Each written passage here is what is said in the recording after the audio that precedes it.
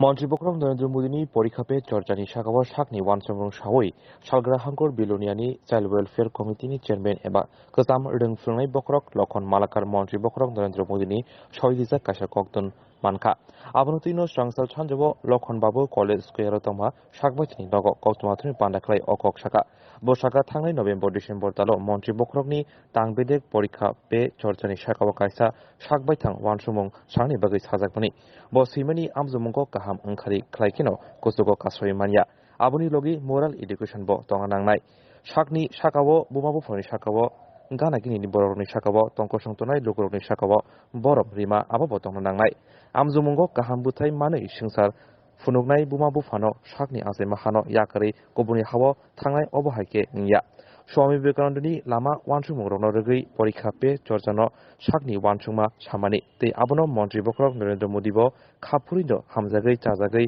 ashuijakno yasakmani paithago Montri Bokhorokni 6,000 Koktung manui khakaham yafaka Montri Bokhorok Narendra Modi no asosimia Montri Bokhorok Narendra Modi jora kolok rambui gothang tongtung hinibo diaikha কর্মজীবনের designation এবং আপনার নামটা বলবেন কি? আমার নাম লক্ষণ মালাকার। আমি প্রকৃতপক্ষে বিলোনিয়া বিদ্যাপীঠ দ্বাদশ শ্রেণী বিদ্যালয়ের প্রাক্তন প্রধান শিক্ষক এবং বর্তমানে আমি চাইল্ড ওয়েলফেয়ার কমিটিতে কাজ করছি। ভারতবর্ষে একটা চাইল্ড ওয়েলফেয়ার কমিটি আছে, child conservation of foundation of India, যেটা হেড অফিস মধ্যপ্রদেশে ভূগোলে। সেই সংস্থার সঙ্গে আমি এটা একটা নন গভর্নমেন্ট অর্গানাইজেশন, অনেকদিন পুরানো।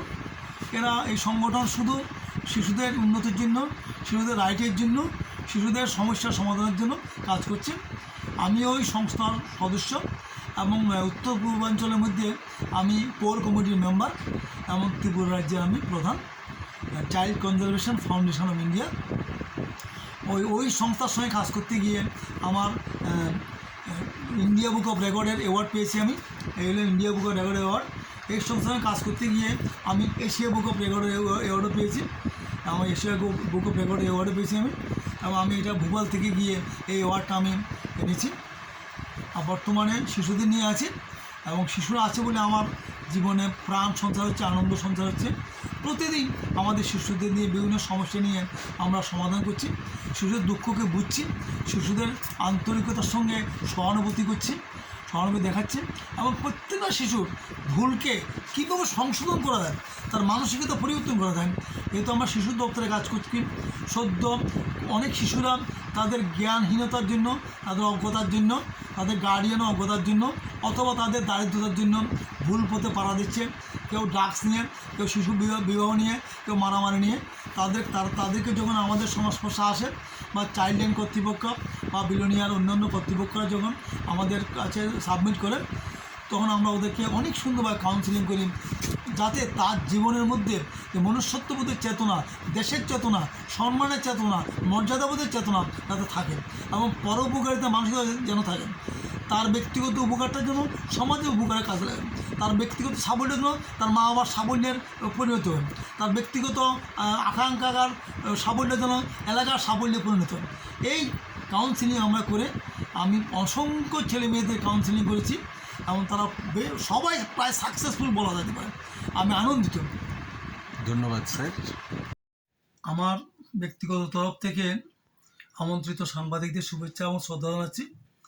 বিশেষ কারণে আমি একটা সাংবাদিক সম্মেলন করছি আমার বাড়িতে, যে বাড়িতে এবারে আমি একটা মাননীয় প্রধানমন্ত্রী নরেন্দ্র মোদীর কাছ থেকে একটি অ্যাপ্রিসিয়েশন সার্টিফিকেট পেয়েছি এবং অ্যাপ্রিসিয়েশন সার্টিফিকেট পেয়ে নিজেকে অত্যন্ত গর্বিত এবং আনন্দিত মনে করছি এবং সবচেয়ে ধন্যবাদ দিচ্ছি এবং কৃতজ্ঞতা জানাচ্ছি যেই কারণে পেয়েছি সমস্ত শিশুদেরকে। শিশু না থাকলে, 18 বছরের নিচে শিশুরা না থাকলে আমি এটা পেতাম না বা সুযোগও পেতাম না। গত বছর প্রায় নভেম্বর ডিসেম্বর মাসে প্রধানমন্ত্রী দপ্তর থেকে পরীক্ষা পে চর্চা সম্বন্ধে একটা আহ্বান করেছিলেন কিছু মন্তব্য দেওয়ার জন্য, ভিউজ দেওয়ার জন্য। সেই পরিপ্রেক্ষিতে আমি একটা আমার ব্যক্তিগত ভিউজ দিয়েছি এবং আমি দেখাতে চেয়েছিলাম যে শুধু পরীক্ষার মধ্যে নম্বর দিয়েই মানুষকে সর্বোচ্চ শিখরে পৌঁছানো যায় না। নম্বরের সঙ্গে সঙ্গে মানুষের মরালিটি এডুকেশন খুবই দরকার। আত্মশ্রদ্ধা, আত্মদেশের প্রতি শ্রদ্ধা, নিজের মা বাবার প্রতি শ্রদ্ধা, নিজের এলাকার প্রতি শ্রদ্ধা, সবার প্রতি যেন কৃতজ্ঞতাযুক্ত শ্রদ্ধা থাকে, এটাকে আমি দেখাতে চেয়েছিলাম। এবং অবশ্যই সমস্ত ব্যাপারটাকে আমি স্বামী বিবেকানন্দের পরিপ্রেক্ষিতে, বিবেকানন্দের দর্শনের পরিপ্রেক্ষিতে, বিবেকানন্দের ভাবধারার পরিপ্রেক্ষিতে আমি লিখেছিলাম। মাননীয় প্রধানমন্ত্রী এটাকে অত্যন্ত আনন্দের সঙ্গে গ্রহণ করেছেন এবং আমাকে চিঠি দিয়ে জানিয়েছেন। আমি এক লাইনে চিঠিটা পড়ছি যে, মিস্টার লক্ষ্মণ মালাকারজি, it was a pleasure to learn about your views and those of your colleagues as a part of Pariksha Pe Charcha. I express my gratitude to you for this. Your views on the development of the nation and the students are extremely important. এই কথাগুলি প্রধানমন্ত্রী লিখে আমাকে জানিয়েছেন এবং আমি দেখাতে চেয়েছি যে শুধু নম্বর পেয়ে আমাদের ভারতবর্ষ থেকে সমস্ত খরচ দিয়ে, মা বাবার থেকে খরচ নিয়ে, দেশের থেকে খরচ নিয়ে ওরা বিদেশে চলে যাচ্ছে, ওদের ব্রেনটা ড্রেন হয়ে যাচ্ছে, এটা দিয়ে দেশের উন্নতি হবে না। একটা দেশাত্মবোধক, দেশাত্মপ্রেমিক ভাবধারা লাগবে। শুধু পরীক্ষামে বেশি নম্বর পাওয়ার চর্চা করলে হবে না, নম্বর অবশ্যই লাগবে, কম্পিটিশন ওয়ার্ডে। তার মানে আমার নম্বরের পরিপ্রেক্ষিতে আমার গর্ভধারিণী মাকে, গর্ভধারিণী বাবাকে, আমার মাতৃভূমিকে আমি ছেড়ে চলে যাব, এটা যেন কখনো না হয়। এইভাবে আমি লিখেছিলাম। মাননীয় প্রধানমন্ত্রী আমাকে অ্যাকসেপ্ট করে ধন্যবাদ দিয়েছেন। আমি কৃতজ্ঞ মাননীয় প্রধানমন্ত্রীর কাছ থেকে, নরেন্দ্র মোদীর কাছ থেকে।